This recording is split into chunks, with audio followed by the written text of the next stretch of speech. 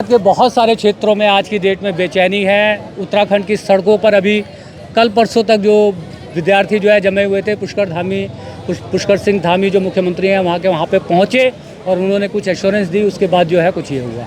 हमारे साथ अभी जो है हम जब यहाँ बात कर रहे थे तो हमारे साथ जो है एक उत्तराखंड के युवा हैं, तो उनसे ही समझते हैं कि वो क्या कहना चाहते हैं। क्या शुभ नाम हुआ आपका? मेरा नाम गौरव पोखरियाल है।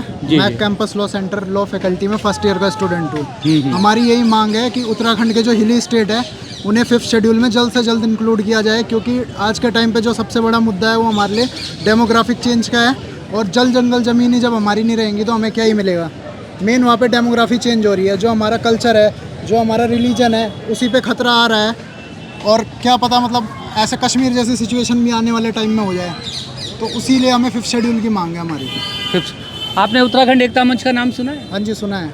तो उत्तराखंड एकता मंच जो है 5वें शेड्यूल को लेकर के जगह जगह पर जन संसद कर रही है। हाँ जी।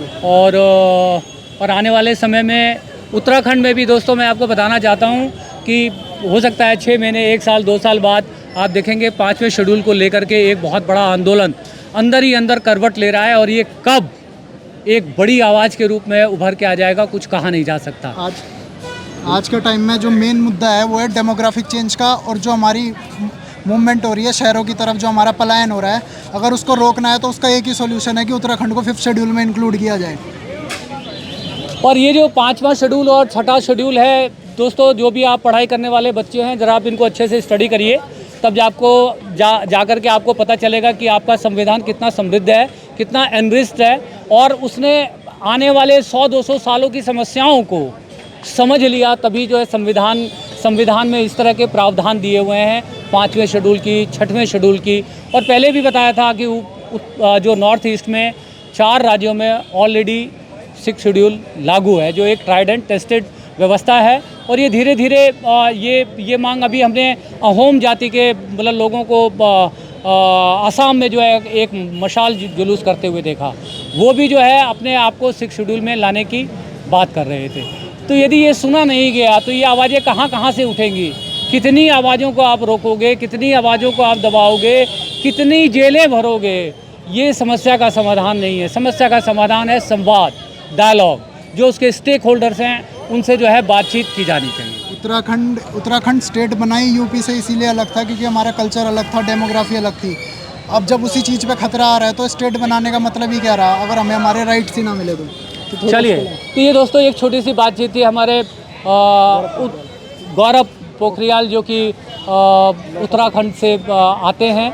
और ये जो बच्चे हैं ये लोग पढ़ लिख रहे हैं, तो इन लोगों को इन मुद्दों की समझ है। जो बहुत सारे जो लोग हैं जो मतलब कॉलोनीज़ में, इन सब में, व्हाट्सएप यूनिवर्सिटी में पढ़ रहे हैं, उनको इन जो संविधान के जो इन प्रावधानों के बारे में पता ही नहीं है कि कैसे जो है आपकी डेमोग्राफी, आपके जल जंगल ज़मीन, यहाँ तो पेंट कर दिया गया है कि यदि कोई जल जंगल ज़मीन की बात करेगा तो वो नक्सली है।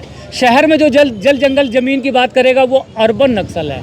तो दोस्तों ये अपने हक और हुकूक की बात करना एंटी नेशनलिज्म नहीं है, और ये कोई मतलब कोई राष्ट्र विरोधी कृत नहीं है। अपने ही देश में कोई भी सरकार हमारी माई बाप होती है, कोई भी सरकार इस देश के लोगों की गार्जियन है।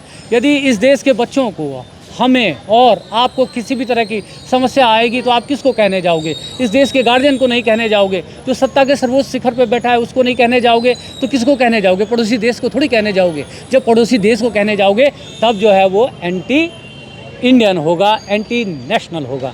तो देश की बात देश में रहे, देश के मुद्दे देश की राजनीति में, संसद में, विधानसभाओं में सुलझाए जाए, यही डेमोक्रेसी की मांग है, यही लोकतंत्र का तकाजा है।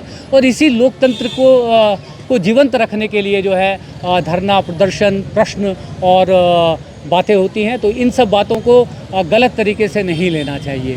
तो मैं हूं आपका होस्ट और दोस्त सुभाष चंद्र झा, कैमरे की आंखों के सामने से हमेशा की तरह art faculty, Delhi university north campus के सामने से मैं बोल रहा हूं, और कैमरे के पीछे से मुझे सहयोग कर रहे हैं मेरे साथी अनिल दुफारे।